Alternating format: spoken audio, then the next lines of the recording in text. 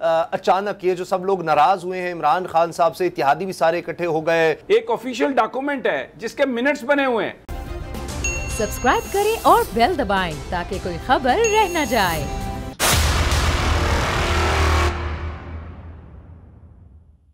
समीम इब्राहिम साहब, ये फिर क्या हुआ? अचानक ये जो सब लोग नाराज हुए हैं इमरान खान साहब से, इत्तेहादी भी सारे इकट्ठे हो गए, अपोजिशन भी सारी, यानी सबसे बड़ी पार्टी इस वक्त भी इमरान खान साहब तहरीक इंसाफ है, बाकी सारे चूंकि मिल गए हैं तो हो गए। तो ये महंगाई अभी हुई, ये क्या हुआ है, ये सारा सिनेरियो किस तरह से बन गया? नहीं, इसमें जो वज़ीर-ए-आज़म ने जो खिताब किया उसका जो आखिरी जो उसका हिस्सा है उसमें उन्होंने कहा कि कौम ना इन लोगों को माफ़ करेगी और ना ही जो इन लोगों के पीछे हैं ना इनको माफ़ करेगी, ना इनके हैंडलर्स को माफ़ करेगी। आपको भी पता है, मुझे भी पता है, कोई जितना मर्जी चीख चीख कर बात करता रहे, आज जो नेशनल सिक्योरिटी कमेटी है उसने इस डॉक्यूमेंट को इंडोर्स किया और उसमें पाकिस्तान की अस्करी क़यादत शामिल थी और उन्होंने ये कहा कि इसका भरपूर तरीके से जवाब दिया जाएगा। और मुझे याद है कि 2 दिन पहले शहबाज शरीफ ये कह रहे थे कि पार्लियामान में लाओ, और अगर आप आते हैं पार्लियामान में, अगर ये साबित होता है कि ये असली है तो मैं आपके साथ खड़ा हूँगा। आज वो कह रहे हैं कि पार्लियामान में हम उस कमेटी में जाएंगे ही नहीं जहाँ पे ये लेटर आया। तो इसमें जो वज़ीर-ए-आज़म साहब ने जो बात की है वो सीधी सी बात की है कि जो रशिया का जो दौरा है उसके हवाले से बात की है, बड़े स्पेसिफिकली, ये कोई वैसे आम बात नहीं है। और अभी मैं बाबर को सुन रहा था, वो कह रहे जी कि लेटर के गिर्द घूमती है, तो और किसके गिर्द घूमे? साजिश का पता कैसे चला? एक ऑफिशियल डॉक्यूमेंट है जिसके मिनट्स बने हुए हैं, जिसमें वो कह रहे हैं कि जनाब ये आपके लिए पैगाम है और तहरीक अदम एतमाद का जिक्र कर रहे हैं। उसके बाद क्या किसी को शक रह जाता है? वो जो कुछ भी उसमें लिखा गया, जो ग्राउंड पे रियलिटी है वो उसके साथ कोऑपरेट कर रही है, वो उसको एस्टेब्लिश कर रही है। तो इसके बाद इसमें जब नेशनल सिक्योरिटी कमेटी ने, आपकी अस्करी क़यादत ने इसको एक्सेप्ट कर लिया, तो वो जो शाम से कह रहे थे कि ये जाली लेटर है, ये झूठा लेटर है, ये कोई लेटर नहीं है, तो अब तो आपकी अस्करी क़यादत ने भी इसको मान लिया और इसको सरकारी तौर पर वो इसका जवाब देने जा रहे हैं। तो आज उन्होंने बेसिकली, जैसे एक बात कही जा रही थी और जी पता नहीं डी नोटिफाई कर देंगे, उन्होंने इंतहाई इज्जत और एहतराम से अपने आर्मी चीफ का नाम लिया और जनरल बाजवा का उन्होंने नाम लेके ये कहा कि अगर हमारे जर्नैल के बारे में कोई बात करे और मेरी तारीफ करे तो मैं उसको कैसे एक्सेप्ट करूंगा। वो जो सारी के जी एमरजेंसी लग जाएगी, ये आ जाएगा, भाई उन्होंने कहा कि मैं एक्सेप्ट करूंगा, लेकिन वो एक सियासी जंग लड़ रहे हैं। उन्होंने उसको यहाँ पर पाकिस्तान में कोई इंतशार फैलाने की बात नहीं की। उन्होंने क्या कहा? कौम, जमहूरियत, डेमोक्रेसी, विल ऑफ पीपल के लोग पहचानेंगे। और उनसे ये कहा कि आप मत करें ऐसा। आप याद दिलाया, हिस्टोरिकल रेफरेंस बताए कि क्या, कौन था मीर जाफर, कौन था मीर सादिक। अगर आपको मेरी पॉलिसीज पसंद नहीं है तो आप इस्तीफा दें। अपनी पार्टी की उन्होंने बात की, उनको वो मुखातिब करके उन्होंने कहा, बात यह है कि सियासी चीज़ों, जो सियासी मसाइल हैं, अगर आप उनका मुकाबला सियासी अंदाज में करेंगे, आप अगर अपनी कौम को एजुकेट करेंगे और उनसे ये तवक्को करेंगे, हो सकता है आप अपनी कोशिश में नाकाम हो, लेकिन आप अपनी कोशिश कर रहे हैं। तो आज इमरान खान एक पॉलिटिशियन की हैसियत से वो मुझे कोशिश करते हुए नजर आए, जिसमें उन्होंने कोई अनारकी की बात नहीं की, किसी को कोई धमकी नहीं दी, बिल्कुल खुलकर जो चैलेंजेस हैं जो पाकिस्तान के साथ हो रहा है, किस तरह इन्होंने गुलामाना तर्ज हुकूमत, और क्यों ये सारे के सारे जो जिनके लिए कभी बिल क्लिंटन खत लिख के कहता है कि इनको बाहर भिजवा दो और ये एनआरओ लेके बाहर चले जाते हैं, फिर कॉन्डोलीसा राइस इनके लिए एनआरओ करवाती है और ये वापस आते हैं। क्या उनका मफाद है इसमें? क्या उनका इंटरेस्ट है? मंगवाए ना जरा। को बरतानिया हवाले करता है आपको? नवाज शरीफ किया उसने हवाले, अल्ताफ हुसैन को किया उन्होंने हवाले, कुछ भी किसी ने हवाले नहीं किया, वहीं पर बैठे हुए हैं। तो ये सबूत है इस बात का। क्या, क्यों जी रशिया क्यों ना जाए हमारा वजीर आजम? अगर उन्होंने जाना है तो आप नहीं जाएंगे। और मैं आपको बताऊं, ये प्रेसिडेंट मुशर्रफ जो आर्मी चीफ के जो आर्मी चीफ भी थे, सदर भी थे और आर्मी चीफ भी थे, उनको क्या कहा था कि तुम हमारे साथ हो या उधर उसके साथ हो, हम इतनी बॉम्बिंग करेंगे कि आपको स्टोन एज में ले जाएंगे। ये तो बुली करने की आदत है अमेरिका की। This is what they have been doing, क्योंकि यहां पर गुलामों की एक पनीरी को उगा दिया गया और ये सारे के सारे उनके सामने खड़े हो जाते हैं, लेट जाते हैं। बिल्कुल आप देखें ना क्या कहा जरदारी ने, किताब में लिखा हुआ है बॉब वुडवुड की, कि मुझे कोई परवाह नहीं पड़ती जितने मर्जी बंदे मर जाएं इस बॉम्बिंग में। तो क्या है ये कौन लोग हैं, इनका क्या ताल्लुक है पाकिस्तान से? ये जब हुक्मरान है तो पाकिस्तान में है, हुक्मरान जब नहीं है तो पाकिस्तान से बाहर हैं, हुकूमत करने आते हैं यहाँ पर, बाल बनाने आते हैं यहाँ पर, वैसे इस खित्ते से इनका कोई ताल्लुक नहीं। तो वजीर आजम ने आज बिल्कुल जो बात कही है कि संडे वाले दिन फैसला हो जाएगा पाकिस्तान ने किस तरफ जाना है, और कौम को कहा है कि वो चेहरे पहचान लें आप। अच्छा, अब इसका मतलब कोई डिलेइंग टैक्टिक्स तो नहीं होने जा रहे, कोई इस तरह का नहीं हो रहा कि जी अब 3 से भी कोई आगे मामला चला जाएगा। इमरान खान साहब ने तो इसका मतलब वाजे कर दिया, और स्पीकर से भी जाहिर है उनकी डिलेइंग टैक्टिक्स हैं कहां पे? देखिए ना, मेरी बात सुने, मैं उसामा एक सेकंड, मुझे ये बात, सारा दिन मीडिया ये चलाता रहा, जिससे भी पूछो और वो जी वो रास्ता मांग रहा है, और जी उसने कहा मुझे रास्ता दे दो, और जी वो जी शहबाज शरीफ ने कहा मुझे रास्ता। झूठे मक्कार, बिल्कुल झूठी खबरें, फेक खबरें, गोएबल्स के शागिर्द, इतना झूठ बोलो, इतना झूठ बोलो, इतना झूठ बोलो कि वो सच लगने लग जाए। ये रास्ता मांगने वाला बंदा था जो अभी आपसे बात कर रहा था। ये देखें, ये भाई जो मर्जी कह दो, किसी को कोई फर्क पड़ता है? जो मर्जी आके कह दे। बात ये है कि फैक्ट्स क्या बता रहे हैं, चीजें हकायक में क्या है। तो ये कोई किसी से रास्ता नहीं मांग रहा था। और ये जो कहानी है डिलेइंग, किस चीज के डिलेइंग टैक्टिक्स? आज देखिए, इन्होंने तय किया था कि इजलास होगा और जो हफ्ता और ये जो है ना जुमे वाले दिन बहस होगी, और उन्होंने कहा था हम असेंबली इजलास चलाएंगे। आज क्वेश्चन आवर है, क्वेश्चन आवर में अब सवाल किए जाता है हुकूमत से। वो खड़े होकर स्पीकर को कह रहे हैं कि जी आप वोट करवा दें। Speaker is not government. वक्फा सवालात तो ये है कि आपके सवाल हैं, हुकूमत जवाब देती है। तो वो उन्होंने एक ड्रामा शुरू कर दिया, सियासी ड्रामा, और उसके बाद फिर वो क्या करे, अब सीधी वोटिंग होगी इतवार को। कोई डिलिंग टैक्टिक्स नहीं है कहीं पर, कोई टैक्टिक्स नहीं है, सब कुछ है सामने है, वोट भी होगा, किसी को रोकने की भी बात नहीं है। जलसा किया, सब बड़ा जलसा किया, लोग वापस घरों में चले गए। अब आज मौलाना असद महमूद, यानी ये मैं तो खैर मौलाना ही कहूंगा उन्हें, वो कह रहे हैं कि जी 1 लाख बंदा इकट्ठा कर रहे हैं, हम इकट्ठा कर लेंगे। ये क्या बात हो रही है? ये इस मुल्क में झूठ की सियासत, अनारकी की सियासत, लिफाफे की सियासत, जिल्लत की सियासत, लोगों की इज्जतें उछालने की सियासत। फैक्ट्स हैं, आप देख लें क्या हुआ। वो मुस्तफा खर की जो वाइफ थी तहमीना, उससे शहबाज शरीफ ने किताब लिखवाई, माई फ्यूडल लॉर्ड। फिर रेहाम खान से किताब लिखवाई इमरान खान के खिलाफ। ये टैक्टिक्स हैं। बेनजीर भुट्टो की तस्वीरें, क्या ये होता रहा है कि जी इतना मन गोश्त चला गया, ये हो गया, वो हो गया। करते क्या है, जैसे जरदारी को 10% बनाया बेनजीर पर तनकीद करने के लिए। बेहयाई, बेशर्मी की ये पॉलिटिक्स जो चल रही है इस मुल्क में, उसको एक्सपोज किया इमरान खान ने और बताया कौम को क्या फैसला कर लें, आपने किधर जाना है। जी अच्छा, अब जमील फारूकी, ये तो इमरान खान साहब ने अब जिस तरह एक्सपोज कर दिया है, ये तो उन्होंने और बड़ा मसला नहीं खड़ा कर लिया कि पहले तो डिप्लोमेटिकली हो रहा था, जी बात छुपी हुई थी, छुपी रहती, चलो और तरह हैंडल हो जाती। ये तो अब कौम के सामने आ गया, तो जो भी वो बैरूनी ताकतें हैं वो तो अब कहेंगे अब तो खुला मैदान, अब तो इसको नहीं छोड़ना। देखें, प्राइम मिनिस्टर की स्पीच बड़ी इमोशनल किस्म की स्पीच थी। वो किसी हारे हुए या शिकस्त खोरदा इंसान की नहीं, बल्कि जख्म खोरदा इंसान की, जिसके जिस्म पे जख्म लगे हो ना, उसकी स्पीच मुझे लगी। मेरी राय से कोई डिसएग्री भी कर सकता है। प्राइम मिनिस्टर पाकिस्तान इमरान खान ने कहा कि मैं पाकिस्तान से 5 साल छोटा हूं। उस वक्त मुझे उनकी बात से ऐसा लगा जैसे कह रहे हों कि क्या बड़ा भाई भी छोटे भाई के साथ ऐसा करता है, या छोटे भाई के साथ ऐसा क्यों हो रहा है। मुझे ऐसा फील हुआ उनके उस जुमले से। उन्होंने कहा कि मौलाना रूमी की एक कहावत को उन्होंने कोट किया कि कौल को, कि अगर अल्लाह ने तुम्हें पर दिए हैं तो चींटियों की तरह क्यों रेंगते हो। मैं हमेशा से सोचता था कि अगर इस मुल्क का इक़्तिदार मेरे हिस्से में आता है तो इस मुल्क की आज़ाद खारजा पॉलिसी बनाऊंगा। और आज आपकी नेशनल जो सिक्योरिटी कमेटी है उसने इसको एंडोर्स किया है, उस लैंग्वेज को, कि वो नॉन डिप्लोमेटिक लैंग्वेज थी, और उसके ऊपर बड़े ग्रेव कंसर्न्स का इजहार किया है। अच्छा, आज के सारे इस खिताब के अंदर जो 2 मेन पॉइंट्स है ना, एक तो एंटी अमेरिका सेंटिमेंट था जो कि रियलिटी पर बेस्ड है। खान साहब ने उसको बाकायदा हैमर किया, जिस तरह करना चाहिए था उन्होंने किया। इस दौरान जब वो जिक्र कर रहे थे खत का, तो स्लिप ऑफ टंग कहेंगे इसको या क्या, जिसके ऊपर उन्होंने बाद में भी कहा कि मैं ये नाम तो नहीं है खैर उस मुल्क का, उन्होंने अमेरिका का नाम लिया है। देखें, अब एक बंदा बराह रास्त बैठा है और उनके मुंह से निकला है, लेकिन कुछ चैनल्स इसको बाकायदा तौर पर टिकर चलाकर ये कहते हैं उन्हें अमेरिका का नाम, मुल्क का नाम बता दिया। बताया होता तो वो कहते हाँ यही मुल्क है, तो फिर तो खबर बनती थी।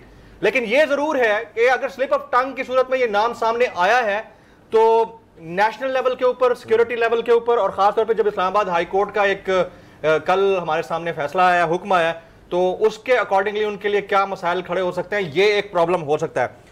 जो last but not the least, उन्होंने कहा कि जो भी हमारे मुनहरिफीन हैं, जो हमें छोड़ छोड़ के गए हैं, या जो हमारे इत्तेहादी थे, उन्होंने बाकायदा मुनहरिफीन के बारे में कहा, इत्तेहादियों को कोट नहीं किया, लेकिन कहने का मतलब यही था वो जो हमें छोड़ के जा रहे हैं वो और उनको हैंडल करने वाले, या जो उनके पीछे हैं, या जो हैंडलर्स हैं, उनको ना तो मैं माफ करूंगा ना कौम माफ करेगी। तो ये तो उनको क्लियर है, कहीं से लगता है कि नंबर्स में खासे वो पीछे हैं। बट एक स्पोर्ट्समैन वाली स्पीच थी कि इस संडे को जो भी होगा मैं आखिरी बॉल तक लड़ूंगा और उसको फेस करूंगा। तो अब इस सारी सूरत हाल के अंदर एक चीज हमें जो रियलाइज करनी चाहिए कि प्राइम मिनिस्टर पाकिस्तान इस वक्त पाकिस्तान के अंदर खिताब कर रहे थे, एंड उसी वक्त भारत के अंदर उस खिताब को तमाम टीवी चैनल्स के ऊपर लाइव कट करके दिखाया जा रहा था, सारे न्यूज चैनल्स के ऊपर। तो एक कितना सीरियस थ्रेट है पाकिस्तान के लिए। और वहां कैप्शन क्या है, एंड ऑफ इमरानिस्तान। क्या ये इमरान खान के नाम का मुल्क है, एंड ऑफ इमरानिस्तान? और आपके रियासती इदारों को बाकायदा थ्रेट किया जा रहा है वहां पर। तो हमें as a state, as nation of this country, और हमारे जितने स्टेक होल्डर्स हैं, उनको ये सोचना चाहिए कि इतना सीरियस मैटर हो चुका है कि इसको अब डिफ्यूज करना आपकी भी जिम्मेदारी बनती है। और अगर इसको डिफ्यूज ना किया गया तो हालात बहुत बहुत खतरे की तरफ बढ़ेंगे। अच्छा, गुलाम रज़ा साहब, अब इमरान खान साहब ने यह भी बताया कि उसमें रूस के हवाले से जो बात है उसमें तो जानते हैं, बताया भी गया कि जी ये सब वजारत खारजा के साथ बैठकर फैसले होते हैं, कोई इमरान खान के अकेले का नहीं है, इसमें अस्करी क़यादत भी सारी शामिल होती है। उसके बाद इमरान खान गया जी रूस के पास, उन्होंने कहा जी जो भी है, लेकिन अब ये बंदा रहा तो फिर इसके आपको नुकसानात होंगे। जी गुलाम रज़ा साहब, एक जुमला आपने सुना होगा जी। अच्छा, शाजी अमरी साहब ने हमें ज्वाइन किया, मैं गुलाम साहब माफी चाहता हूँ। शाजी अमरी साहबा कहेंगी पाकिस्तान पीपल्स पार्टी की सीनियर रहनुमा, ये बताइएगा कि आप क्या कहेंगी। इमरान खान साहब कह रहे हैं कि जी कौम माफ नहीं करेगी, जो लोग इस तरह छोड़ कर गए हैं। उन्होंने शायद ऑपोजिशन को इतना नहीं कहा जितने उनके अपने लोगों पर उनका ध्यान था। और इनकी तकरीर के बारे में उन्होंने तो अब बता दिया कि बैरूनी एक साजिश थी और सारे उसमें शामिल हैं। देखिए, मैंने पूरा तो नहीं उनका ये खिताब सुना, टाइमिंग्स बदल गए थे बार बार, तो जो थोड़ा बहुत मैंने सुना है मुझे तो अफसोस ही हुआ है, सिर्फ इसलिए नहीं कि मैं ऑपोजिशन में हूँ, लेकिन जिस तरह की बतौर वजीर आज़म उन्होंने बात की और जिस तरीके से हुकूमती रिसोर्सेज उन्होंने यूज़ किए अपनी ऑपोजिशन को बुरा भला कहने के लिए, और फिर गैर जिम्मेदारी का उन्होंने मुजाहरा किया, मुझे बड़ा अजीब लगा। मैं समझती हूँ कि इतने अरसे में अगर इमरान खान ने और कुछ नहीं सीखा तो एहतियात तो सीखनी चाहिए थी। और मुल्क के अंदर जो इस वक्त हालात हैं उसके पेश नज़र उनके ऊपर से लोगों का एतमाद उठ चुका है। वो कौन सी 22 करोड़ आवाम का जिक्र कर रहे थे, वो 22 करोड़ आवाम जिसके आलू और टमाटर के दामों के लिए वो वजीर आज़म नहीं बने, जिनके घर के चूल्हे बुझ जाए तो उनको उसकी कोई फिक्र नहीं है, महंगाई बढ़ जाए तो उसका उन्हें कोई जो है उसकी टेंशन नहीं होती उन्हें। मतलब वो किस 22 करोड़ आवाम की बात कर रहे थे? क्योंकि इस वक्त जो हालात हैं हकीकी तौर पे पाकिस्तान के, उन्होंने ही आवाम नहीं और इन हालात ने ही ऑपोजिशन को मजबूर किया कि हम पार्लियामेंट में जमहूरी ऑप्शन इख्तियार करें। लेकिन वो जिस तरीके की धमकियां दे रहे थे या इंसाइट कर रहे थे, अजीब लगा मुझे। और अगर किसी खत के पीछे छुपकर वो आइन से भागने की कोशिश कर रहे हैं, अपनी जिम्मेदारियों से भागने की कोशिश कर रहे हैं, तो ये उनकी भूल है। आई मीन इमरान खान पाकिस्तान पीपल्स पार्टी क्या सोचती है? अगर ये पहले तो कहा गया कि जी इसमें हकीकत नहीं है, अब नेशनल सिक्योरिटी कमेटी में जब मामला ले गए तो अब ये तो सीरियस मैटर है, उस पर स्टेटमेंट इलामे अभी आ गया, तो पाकिस्तान पीपल्स पार्टी का मौक़िफ़ है? अगर बैरूनी ताकत को इस तरह से पाकिस्तान में डिक्टेट कर रही है कि कौन सही है कौन गलत है, तो क्या आपका क्या मौक़िफ़ इस पर, क्या जवाब होना चाहिए पाकिस्तान का? नेशनल सिक्योरिटी कमेटी का जो हेड है वो शख्स है, वो स्पीकर है, जिसने आइन को फॉलो नहीं किया, नेशनल असेंबली के कवानीन को फॉलो नहीं किया, आइन शिकनी की, और आपको पता है कि पहले भी जब नेशनल सिक्योरिटी के इस तरीके की मीटिंग्स हुई हैं उसमें वजीर आजम खुद मौजूद नहीं होते। तो ये सारा टोपी ड्रामा मैं समझ रही हूँ और बड़ा वाज़ेह है कि इमरान खान सिर्फ जो उनके खिलाफ नो कॉन्फिडेंस रेजोल्यूशन आई है उससे बचने के लिए कर रहे हैं। आज भी बिलावल साहब ने इमरान खान को वाज़ेह ये पैगाम दिया कि उनके पास कोई महफूज रास्ता नहीं है, उनको इस पूरे प्रोसेस को फेस करना है। देखिए अगर ये तमाम चीजें, अब वो अगर डेट भी आप देख लें, 7/7 की तारीख बता रहे हैं 7 मार्च, ठीक है, हमने तो अभी तक खत नहीं देखा, उसका मतन नहीं जानते। अब वो कह रहे हैं कि वो खत भी नहीं है, वो नोट्स हैं जो एम्बेसडर ने लिखे थे, और कभी वो बिल्कुल ही बौखलाए हुए टेलीविजन पर नजर आए कि पहले उन्होंने कहा अमेरिका ने लिखा है, फिर उन्होंने खुद ही उसकी वजाहत की कि जी नहीं वो एम्बेसडर के नोट्स हैं। तो अभी तक तो किसी को ये पता भी नहीं है कि वो असल में चीज क्या है। वो सिर्फ एक पूरा नैरेटिव बनाने की कोशिश कर रहे हैं। लेकिन देखें, इस नैरेटिव को आपकी वो अवाम जो महंगाई से परेशान है, बेरोजगारी से परेशान है, गुर्बत से परेशान है, आए दिन की जो कदगने लोगों पर लगाई जा रही है उनसे परेशान है। उन लोगों को ये गरज नहीं है कि इमरान खान आज क्या नैरेटिव बना रहे हैं। इमरान खान के पास 3.5 बरस है ना जी, और इतनी क्या हमारी की बात करते हैं शायद सब क्या वो ठीक है, लोग परेशान हैं, गुर्बत, महंगाई। जी जी उसामा, मैं अगर मुझे इजाजत है मैं सवाल कर सकता हूं शाजिया साहब? हमारे ऊपर मुसल्लत की जी जी जी समी साहब, हमारी नाकामी है ना। अच्छा जी शाजिया साहब, थैंक्स फॉर ज्वाइनिंग अस। आपने बड़ी अच्छी बात की महंगाई की और सब कुछ, लेकिन मेरा ये सवाल है कि ये जो महंगाई है, सिंध में पीपल्स पार्टी की 13 साल से गवर्नमेंट है, कराची में, सखर में, सारे सिंध में, वहाँ पर भी जो महंगाई है, लॉ एंड ऑर्डर है, उसमें सिंध हुकूमत की जो परफॉर्मेंस है वो आप समझती हैं कि बहुत बेहतर परफॉर्मेंस है, या सिंध इस वक्त पाकिस्तान के दूसरे मुकाबलों की इलाकों की निस्बत बड़े बेहतर है उसकी हालत? मैं किससे बात कर रही हूँ भाई? मैं टेलीविजन के आगे नहीं हूँ। समी इब्राहिम साहब। अच्छा जी, मैं समी इब्राहिम, शाजिया मरी साहबा। समी साहब आप ठीक हैं?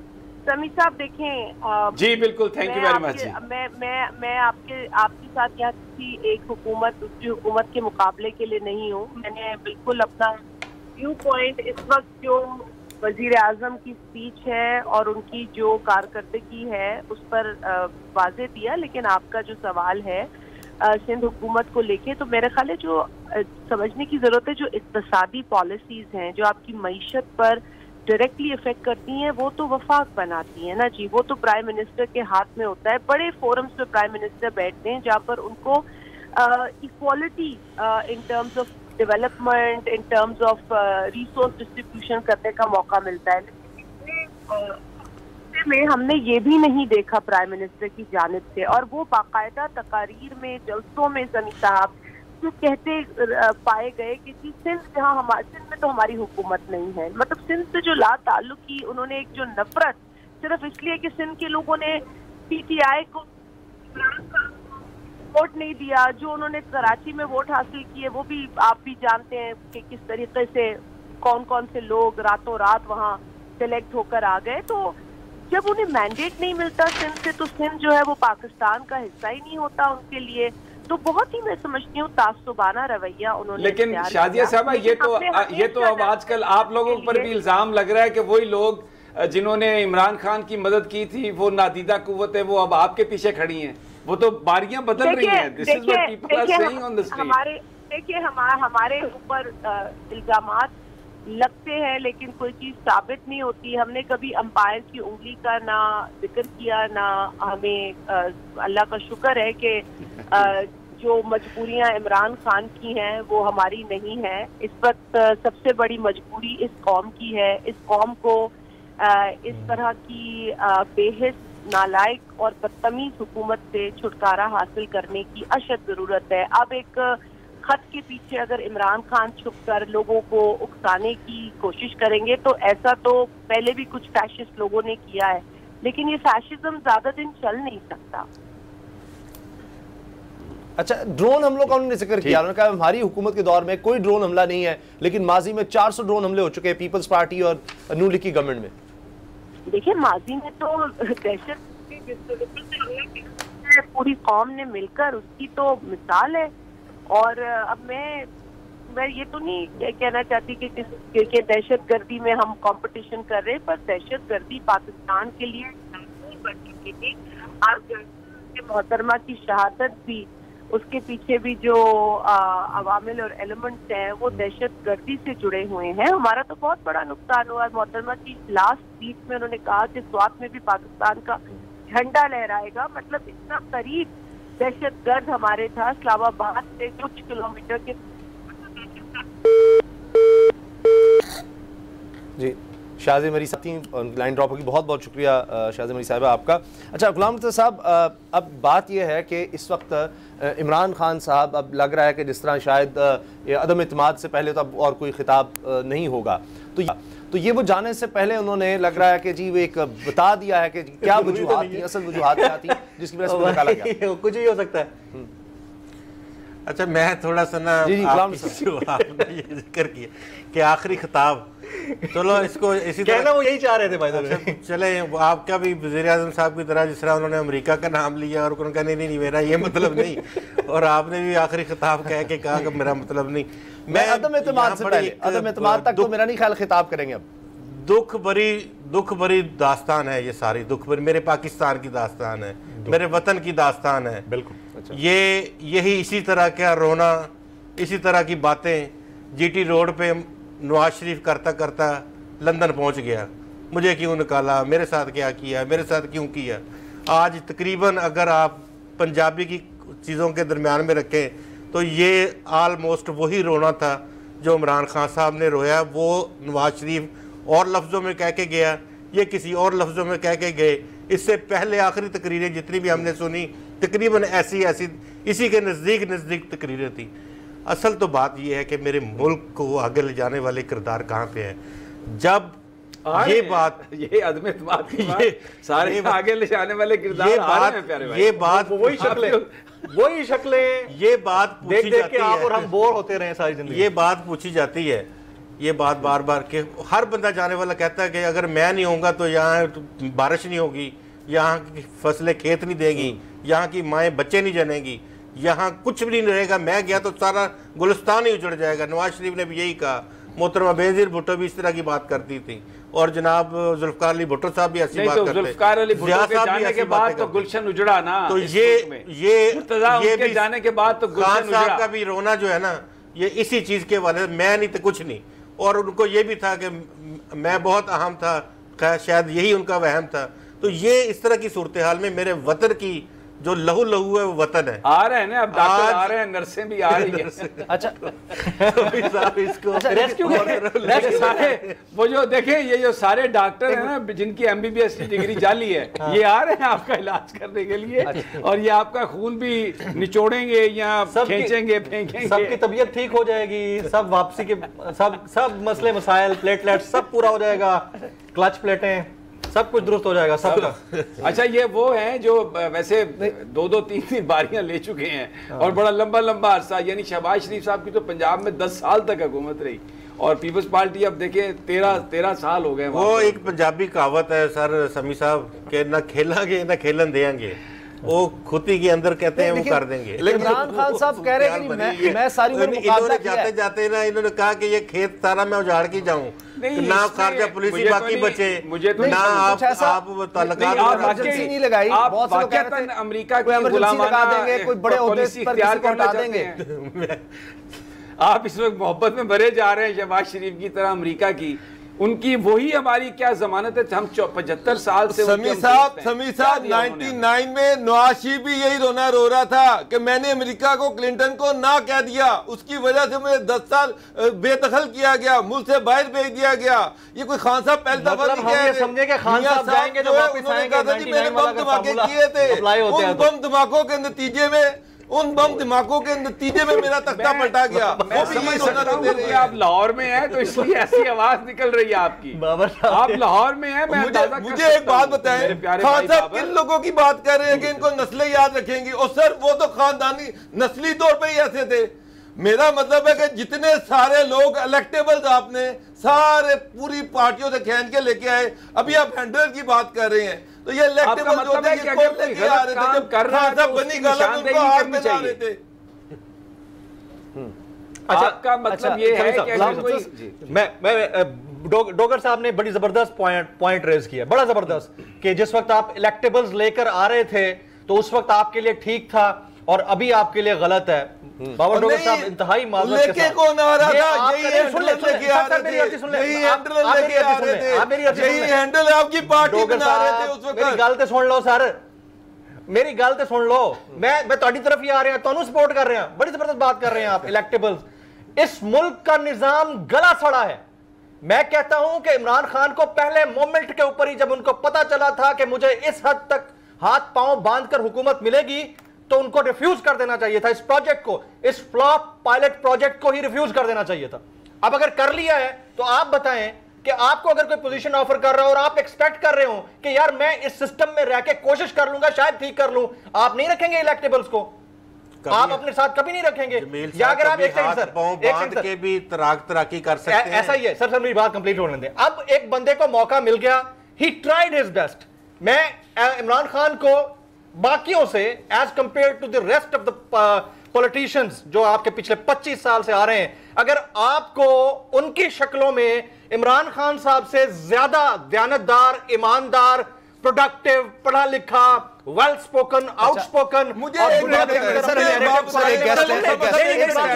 अगर आपको लगता है कि उन सबके चेहरों में कोई ऐसी शक्ल है तो उन सबको आप सल्यूट करें, वेलकम करें। अच्छा, एक कदम इस बात की तहरीक आई है, उसको फेस कर रहे हैं। जनरल साहब हमारे साथ हैं, जनरल टफास हमारे साथ हैं। जनरल साहब आप क्या कहेंगे इमरान साहब के खिताब पर? परसों पूरे कर दो बस, बाकी केड़ा को थे और कोई ऐसी लंबी चौड़ी बात ही कोई नहीं। अच्छा, गुलाम मुस्तफा, जनरल राइट गुलाम मुस्तफा साहब हमारे साथ हैं। मुर्तजा साहब एक मिनट, जी जी मुर्तजा साहब एक minute. General tight Ghulam Mustafa साहब हमारे साथ हैं। जनरल साहब आपको क्या लगता है, इमरान खान साहब सब सच कह रहे हैं कि ये कब तक होता रहेगा इस मुल्क के साथ, और बाहर से वो कहते हैं ऐसे लोग क्या अपने मुल्क में इख्तियार देंगे इतने जिनके ऊपर केसेस हों और अरबों रुपया जिनका हो, और वो कहते हैं जी इंटेलिजेंस रिपोर्ट्स होती हैं इनके पास कि किसका बैकग्राउंड क्या है, तो इसलिए वो एक्सप्लॉइट कर रहे हैं और इनको वो ताबेदार गुलाम जिनको इमरान खान ने कहा जी उनको इस्तेमाल कर रहे हैं पाकिस्तान के खिलाफ। देखिए, ये सच या झूठ का फैसला मैं तो नहीं कर सकता, लेकिन चूंकि प्राइम मिनिस्टर पाकिस्तान ने एक बात की है और उसके बाद आज नेशनल सिक्योरिटी काउंसिल ने जब इसके ऊपर बातचीत हुई तो एक उसकी तौसीक कर दी कि ये पाकिस्तान के साथ किया जा रहा है, हमारे अंदरूनी मामलात में खुला मुदाखलत हो रही है और ये बाहर से शह दी जा रही है। और जिस तरह पहले उन्होंने एक दफ़ा कहा भी था कि कुछ लोग अंदर से दानिस्ता तौर पर और कुछ गैर दानिस्ता तौर पर इसमें शामिल हो गए हुए हैं। तो ये अगर सामने हमारी बात आ गई है और नेशनल सिक्योरिटी कमेटी ने इसकी तौसीक कर दी है तो मेरा ख्याल है कि इसको अब यहाँ पे छोड़ना मुनासिब नहीं है। इसको बाकायदा तफ्तीश करने के बाद इसकी तहकीकात होनी चाहिए। और ये regime चेंज का जो ड्रामा पाकिस्तान में कह रहे हैं कि हुआ है, इससे पहले भी आप देखिए ज़िया-उल हक का हादसा, जहाज का हादसा हो गया, तहकीकात बीच में रुक गई, क्यों हो गया, किसने किया, वो बात आज तक सामने नहीं आ सकी। और उससे मतलब कहने का मतलब ये है कि ये पाकिस्तान के साथ होता रहा है और ये वक्त है कि पाकिस्तान इसको कहते हैं put a stop to it, we must investigate and find out कि कौन है इस चीज़ का। और जो पाकिस्तान के हाईएस्ट जो इदारे हैं इसमें, चाहे हमारी सुप्रीम कोर्ट है, उनके चीफ जस्टिस से दरख्वास्त की जा सकती है और जो उनको मुआवनत चाहिए बाकी तुम्हारे इदारे प्रोवाइड कर सकते हैं। और इसमें ताकि ये किसी एक जगह जाकर रुकना चाहिए। पाकिस्तान 22 करोड़ आवाम का इस्लामी एटमी ताकत है। पाकिस्तान के साथ इस तरह खिलवाड़ की इजाजत नहीं दी जा सकती। आज तो चीन ने भी बड़ा स्ट्रॉन्ग बयान दिया है कि हम ये जो सर्द जंग के दौरान जिस तरीके से होता रहा है हम इसकी दोहराने की इजाजत नहीं देंगे। तो वो किसकी बात कर रहे हैं? वो अमेरिका की बात कर रहे हैं जो जिस तरीके से करता है। और अमेरिका रिजीम चेंज के बारे में तो कोई नई बात तो नहीं कर रही हम जो कर रहे हैं साहब, अमेरिका ने पहले किया है, ये तारीख है, मौजूद है, इसके सबूत मौजूद है सारी जगह पे। अच्छा, और जनरल साहब क्या माजी में अगर होता रहा है तो पहले किसी प्राइम मिनिस्टर ने या अगर कुछ पता भी था, क्योंकि अब भी एतराज़ हो रहा है कि जी ये तो सिफारती सतह पर बात थी, ये क्यों इमरान खान साहब सबके सामने ले आए, अरवाम में ले आए, ये बड़ा गलत कर दिया है। तो आप इसको इस बारे में क्या कहेंगे कि माजी में भी इस तरह होता रहा और शायद वो बातें पब्लिक में नहीं हुई और मसाइल हुए, अब इमरान खान सामने आ गया है तो इस पर भी मसाइल होंगे। वो मुल्क जिनके बारे में वो कह रहे हैं वो तो अब चढ़ दौड़ेंगे कि जी इसने तो पर्दा उठाने की कोशिश की है, तो सिफारती आदाब की खिलाफ वर्जी होगी है, इसको तो अब छोड़ना नहीं। भाई सफारती आदाब की खिलाफ वर्जी तो उन्होंने किया है जिन्होंने ये पाकिस्तान के साथ खिलवाड़ करने की कोशिश की है। आप ये बताइए, कोई खुद मुख्तार बाइज्जत कौम ये बर्दाश्त कर सकती है? ये कोई किसी को आज पाकिस्तान किसी को भारत को ये कह दे क्या भारत बर्दाश्त कर लेगा इस चीज को? तो बात ये दूसरी चीज एक और आप देखिए इसमें, उन्होंने मिसाल दी थी जुल्फिकार अली भुट्टो की। उस वक्त लोगों को जुल्फिकार अली भुट्टो साहब जो उनका जो भी बात थी वो लोगों तक पहुंचा नहीं सके। आज सोशल मीडिया का दौर है, बात घर घर तक हर हाथ में पहुंची हुई है बात, ये सारी चीज इसको इस तरीके से छोड़ा नहीं जा सकता, चाहे वो कोई भी मुल्क है। ये पाकिस्तान किसी ताल्लुकात बिगाड़ने का ख्वाह नहीं है, ना ही पाकिस्तान को बिगाड़ने चाहिए। और आज की तकरीर में प्राइम मिनिस्टर ने वाज़ेह कर दिया है और पाकिस्तान की कोशिश भी यही रही है। लेकिन अगर पाकिस्तान अपने लिए एक सिमत मुकर्रर करना चाहता है, उससे में चलना चाहता है बैसियत कौम, तो फिर जनरल साहब अगर तो किसी प्राइम मिनिस्टर को इलीगली और अनकॉन्स्टिट्यूशनली घर भेजा जा रहा हो इस वजह से, तो चलें उसकी बात समझ आती है। अब ये कॉन्स्टिट्यूशनल इशू है, अदम इत्मीनान की तहरीक आ चुकी है, उनके अलाइज उधर जा चुके हैं, अब इसका आगे क्या हल है? देखिए ये मसला तो खत्म नहीं हो गया ना, प्राइम मिनिस्टर चेंज हो जाएंगे, नया प्राइम मिनिस्टर आ जाएगा, लेकिन ये तो बात पाकिस्तान की है ना, इमरान खान साहब की बात नहीं है, ये पाकिस्तान की बात है। आज अगर इमरान खान साहब को इस तरीके से चेंज किया जा रहा है तो कल किसी को और को भी चेंज किया जा सकता है, बात इससे बढ़ भी सकती है। मेरा कहने का मकसद ये है कि इसको हमें यहाँ छोड़ नहीं सकते, इसको चाहे रिजीम चेंज हो जाए, जो भी आज नई गवर्नमेंट आ जाएगी, पाकिस्तानी होंगे ना वो भी, क्या उनको ये गवारा होगा कि पाकिस्तान जैसा खिलवाड़ किया जाए? ये इसकी इन्वेस्टिगेशन पाए तकमील तक पहुंचनी चाहिए, चाहे कोई भी हुकूमत हो यहाँ। अच्छा समीर साहब, आपको क्या रिजीम चेंज होने से पहले अगर हो जाए तो ज्यादा बेहतर नहीं होगा, जब थ्रेट इतना सीरियस है? तो जनरल साहब, जमील फारूकी दिस साइड से। देखिए जी, जमील फारूकी, अगर ये जिस तरीके से बात हो रही है ये लिंक्ड है, जो नो कॉन्फिडेंस मोशन के साथ ये सब कुछ लिंक्ड है, फिर तो पहले हो जाए तो बहुत अच्छा है, और ये हो जाना चाहिए था। मैं अगर मेरे बस में होता तो मैं आज तक शायद कर गुजरता, ताकि पता तो चले कि वाकई जो ये बात हो रही है, हमारे कुछ लोग इसमें दानिस्ता तौर पे मुलविस हैं या ना, जिनको डिलिबरेटली इसमें किसी न किसी वजह से मजबूर किया गया है यहाँ पे शामिल होने के लिए, और उनके पास ये टूल भी हैं, उनके पास वेस्टर्न वर्ल्ड के पास। ये मत भूलिए कि हमने बहुत से हमारे कुछ लोगों ने जो पाकिस्तान से दौलत जाके बाहर रखी हुई है, उनको पता है कि ये दौलत कहाँ से आई, कैसे आई, कब आई, वो सब जानते हैं। उन्होंने ही ये सब कुछ तरीका तरतीब दे के उन्होंने ही हमें सिखाया है। अब आपने देखा नहीं क्या किया उन्होंने, रशियन जो अमीर लोग थे उनकी दौलत जब्त कर ली उन लोगों ने इसमें। वो जब चाहे जिसकी चाहे वो इस तरीके से हो तो चाबी मोड़ सकते हैं। मैं किसी पे इल्जाम नहीं दे रहा, लेकिन ये तरीका कार रहा है उनका, इस्तेमाल करते रहे। लेकिन सर मैं इंतहाई माजरत के साथ, जब थ्रेट इतना सीरियस है और इस इंटरनेशनल कॉन्स्पिरेसी में, ग्लोबल कॉन्स्पिरेसी में आपका प्राइम मिनिस्टर इतना बेबस होकर कौम से खिताब करता है, और इतने सीरियस थ्रेट के ऊपर जब नेशनल सिक्योरिटी कमेटी उसको एंडोर्स करती है कि वाकई बड़े ही ग्रेव कंसर्न्स हैं, तो फिर तो मेरा ख्याल है कि ये वाला रिजीम चेंज से बच जाए मामला तो ज्यादा बेहतर होगा, बजाय इसके कि मामला अनार्की की तरफ जाए। देखिए, अनार्की से तो हर सूरत हमें बचना चाहिए, नंबर एक। नंबर दो, जितनी जल्दी ये तहकीकात हो जाएं और अगर कोई इस किस्म जिम्मेदार लोग हैं उनको कैफिर किरदार तक पहुंचाया जाए, उतना ही पाकिस्तान के लिए बेहतर है। अब अगर इस सब खेल की वजह से रिजीम चेंज होती है तो फिर उसको आप रिवर्स नहीं कर सकेंगे उसको। अच्छा, लेकिन जनरल साहब आपको सवाल हो, आप जरूर कीजिए। एक चीज में जी मैं एक सवाल करना चाह रहा हूं। ये जनरल साहब एक बड़ा सीरियस सवाल है। नेशनल सिक्योरिटी कमेटी ने इसको इंडोर्स कर दिया और कहा है कि हम इसका बिल्कुल इसकी इन्वेस्टी होना चाहिए, इसको हम डिमार्चे हो और इसका पूरा जवाब देना चाहिए। लेकिन अगर उस कंस्पिरेसी के नतीजे में वो लोग पाकिस्तान में बरसरे इक़्तिदार हो जाते हैं, आ जाते हैं, जो बेसिकली पाकिस्तान से ज़्यादा उनकी तरजीहात को देखते हैं, तो ये तो पाकिस्तान के लिए एक एमरजेंसी की सी सूरत हाल नहीं है। इसको खामोशी से बैठे देखते रहें, बस वज़ीर-ए-आज़म ने तकरीर कर दी, कमेटी का इजलास हो गया, अब आप घरों में जाके बैठ जाएं। अब उन्होंने पैसे की बुनियाद पर मेंबरान खरीद लिए हैं और अब हमें पता भी है वो कैसे ब्लैकमेल करते हैं। वो जो डॉक्टर आमिर लियाकत हुसैन है, वो पता नहीं किसी MQM का अपने आप को नुमाइंदा जाहिर कर रहे हैं। वही कत्लो गारत का टाइम जो है वापस लाने की बात कर रहे हैं, तो बैठ जाएं सब और इस मुल्क को स्लिप होने दें। ये सारे वो मौलाना फजलुर रहमान अफगानिया प्रोविंस की बात करते हैं और ये बस बैठ जाएं, देखते हैं, आ जाएं जी, बस ये कॉन्स्टिट्यूशनल एक मूवमेंट हो गई है, अब नंबर है, उसकी तादाद देखी जाएगी, गिना जाएगा और इनको इक़्तिदार दे दें।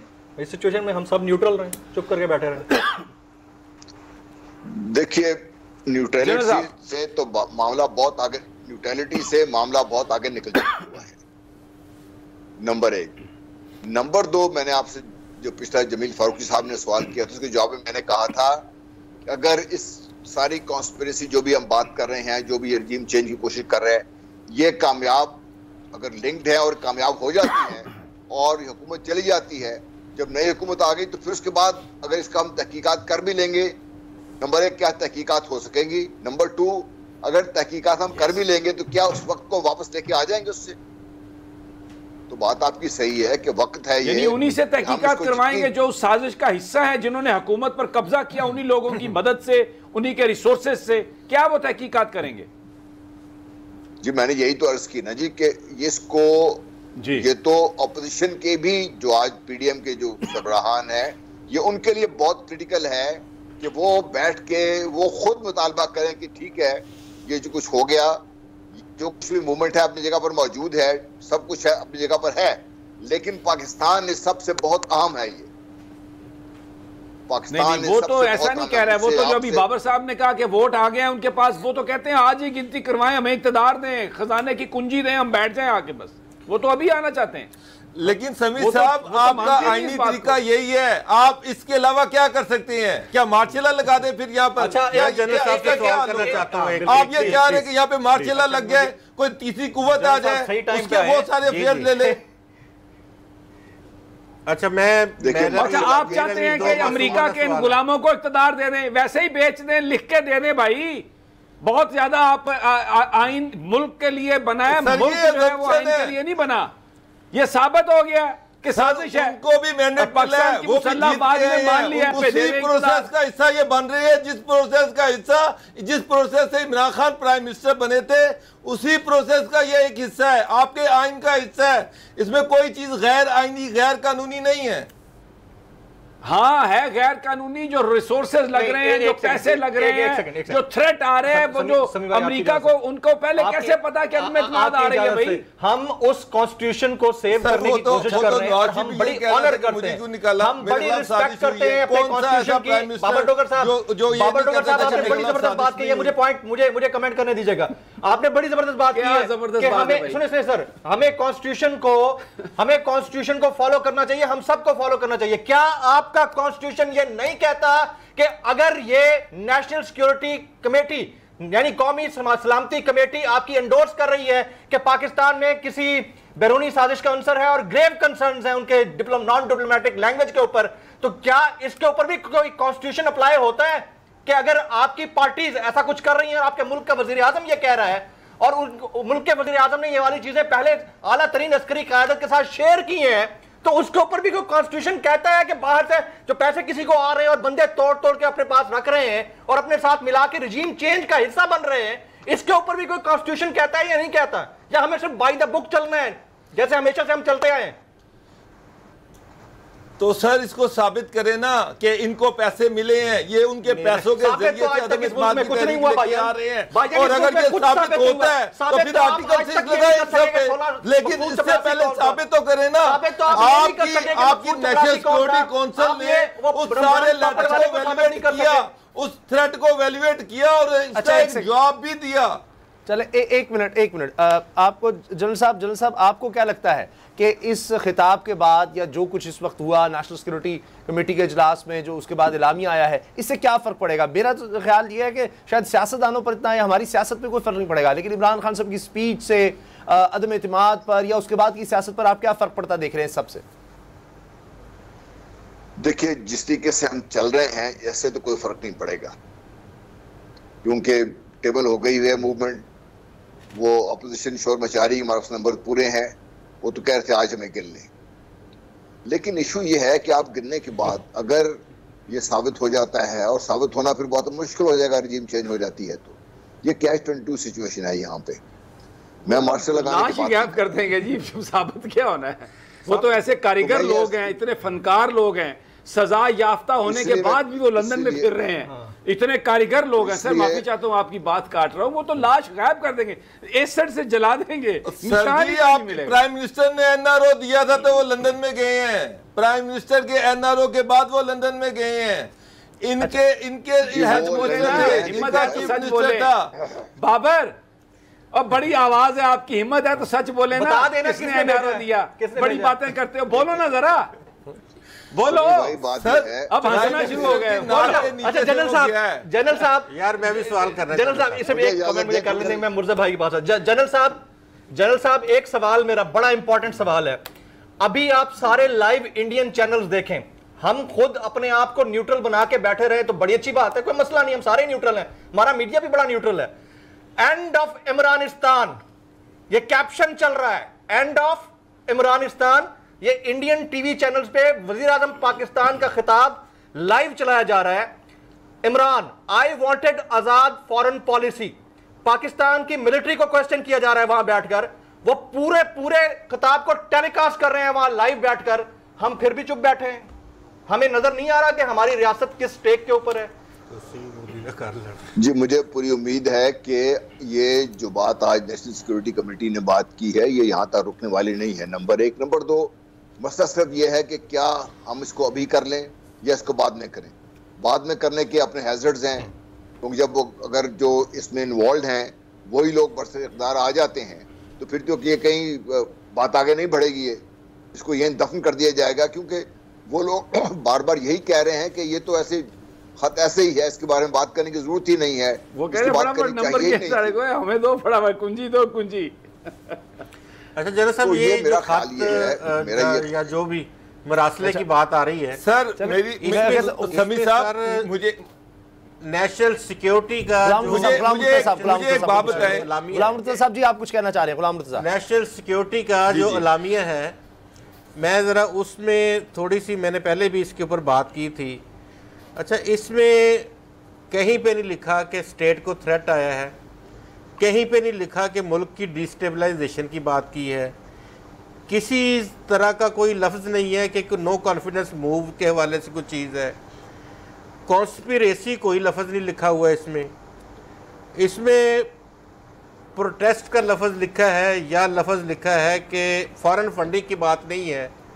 इसमें formal communication of a senior official of other country, communication terming language is like interference. Sir ji, ये अल्फाज ही बताते हैं कि मैं क्या बोल रहा हूँ या कोई और क्या बोल रहा है। इसमें तो कहीं किसी जगह पे ना कोई कॉन्स्पिरेसी ना ये इंटरफेरेंस, मदाखलत का क्या मतलब? अच्छा, ये इसका एक तो ये छोटा सा मेरा सवाल है कि इसके ऊपर भी आप जरा रोशनी डालें। कि दूसरा, आप ये देखें, लियाकत अली खान साहब को गोली लगी, किस किस तरह की बातें होती रहीं, फिर मौलवी तमीज़ुद्दीन केस आपके सामने है, कुछ रिपोर्टें ढाका की लेके एक ब्यूरोक्रेट जा रहे थे, उनका तैयारा ही तबाह हो गया, ज़ियाउल हक का तैयारा तबाह हो गया, आपको फांसी हो गई, उसके बाद की सूरत हाल भी आपके सामने चल रही है सारी दिन ब दिन। तो जाने वाले तो यही अनाउंसमेंट करते हैं जिस तरह से खान साहब ने की है, तो क्या ये जाने वाले की स्टेटमेंट है या वाकईतन कोई ऐसी आपको नजर आती कोई चीज इसमें? चले समी साहब आप इसका जवाब दे दें। नहीं, मैं तो देखिए, बात यह है कि नेशनल सिक्योरिटी कमेटी ने इसको इंडोर्स किया, इसको उन्होंने इस लेटर के बारे में उन्होंने कोई सवाल नहीं उठाया, उन्होंने सीधी बात की कि ये इंटरफेरेंस हो रही है और इसका जवाब दिया जाए, इसका जो पाकिस्तान के मामलात में मदाखलत हो रही है, इस बात को उन्होंने एक्सेप्ट किया। डिप्लोमेटिक लैंग्वेज यही होती है। समी साहब, आपने अगर सुना, ख्वाजा आसिफ साहब जो बात कर रहे थे वो कह रहे थे कि जी अमेरिका अगर हमारे खिलाफ होता तो IMF, ये FATF, ये सब किस तरह से हमारे साथ होता, ये अमेरिका हमें चला रहा है। नहीं, उनकी तो बातों से ऐसे लग रहा है कि हमें तो जिंदा, उन्होंने कहा इन्हीं चीजों ने हमें जिंदा रखा हुआ है, तो अमेरिका अगर हमारे खिलाफ होता तो हम आज जिंदा कैसे होते हैं। सवाल जो आपने किया, मैंने सुना आपका सवाल, मैं आपको जवाब देता हूँ। आज तो ये कहा गया यानी कि ये एक मरासला है और इस मरासले की बुनियाद पे मेरी हुकूमत जो है वो गिराई जा रही है, मान लेते हैं। मुझे कोई ऐसा एक एक्ट बता दें वज़ीर आज़म साहब के दौरे हुकूमत में जो इन्होंने अमेरिका के खिलाफ किया हो। देखें, मैं किसी को कोई चीज मारूंगा तो वो गुलाम साहब, मैं माफी चाहता हूं, कथा कलाम माफ। अभी ख्वाजा आसिफ साहब जो है ना मीडिया से बात करें, कोई एक स्टेप तो हम दोबारा उस पर जाने की भी कोशिश करेंगे कि उनकी बात भी सुने को क्या कह रहे हैं। तो आप अपनी अभी बात जारी रखें, लेकिन जो ही वो आएंगे तो फिर मुझे उधर कट करके जाना होगा। आप बात मुकम्मल कीजिए गुलाम मुर्तज़ा साहब। मैं ये अर्ज कर रहा हूं कि कोई इस गवर्नमेंट का कोई एक स्टेप ऐसा बता दें जो इन्होंने अमेरिका के खिलाफ उठाया हो, कोई एक। अच्छा, वहां की बात अगर आप ले लें, असद उमर साहब से ले, टेलीफोन का इंतजार करते रहे हैं, बार बार टेलीफोन का इंतजार करते रहे हैं। मोहित यूसुफ को अमेरिका भेजा कि भाई को पॉसिबल बनाओ कि हमें मुझे फोन आ जाए। जी, मोहित यूसुफ, अच्छा, उन्होंने खुद बता दिया कि टेलीफोन मैंने कोशिश की, नहीं किया उन्होंने।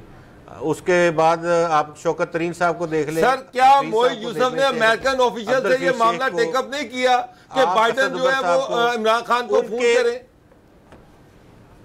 हर वक्त ये कहा जाता था कि हमारे ताल्लुकात बहुत अच्छे हैं, इस वजह से हमें रिलीफ मिला IMF से। कोरोना की बात हुई तो फिर कहा कि अमेरिका ने, बिल गेट्स ने हमारी तारीफ की है, अमेरिका ने हमारी तारीफ की है।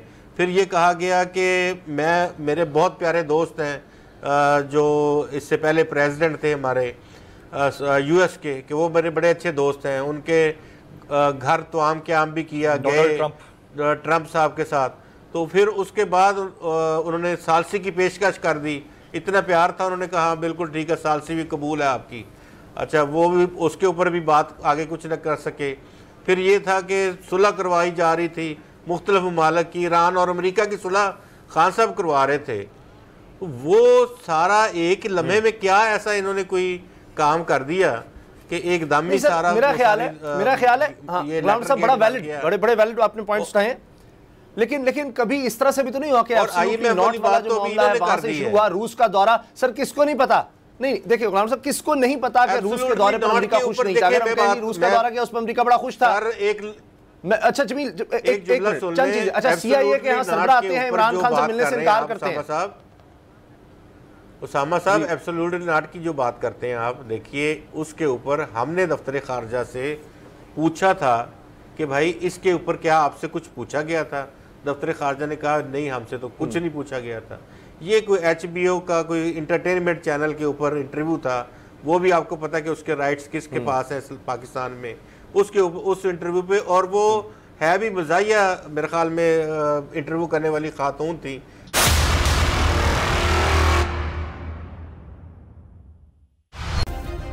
सब्सक्राइब करें और बेल दबाएं ताकि कोई खबर रह न जाए।